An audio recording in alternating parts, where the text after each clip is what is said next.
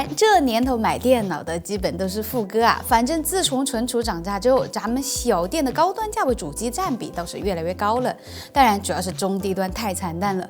像今天上电视的这位老板就二话不说，直接拉满了一套9950X3D 加5090D 的顶配方案，整体塞进全铝 CNC 立式结构的 Acat abox one 里面，不管是颜值还是做工都相当到位，尤其是这个银色的格栅开孔版本，质感真的很不错。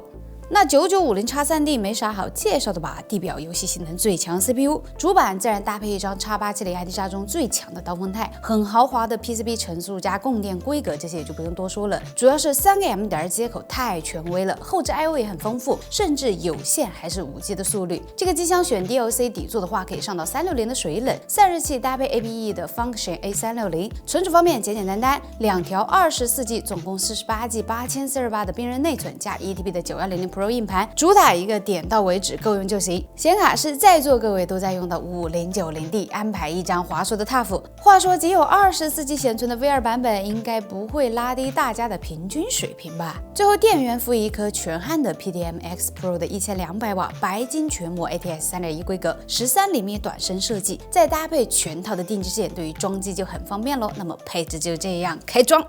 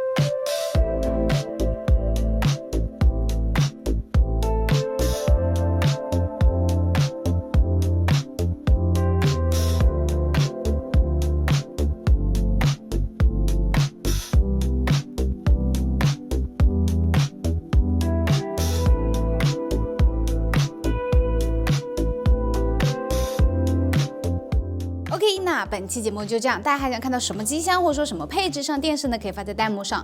最后打个小广告，小店 ID 家和各种紧凑型 AMD 家主机持续热卖中 ，UP 主自营店铺品质可靠，服务用心，接受线下考察。有刚需的同学不妨点击置顶评论的传送门看看哟。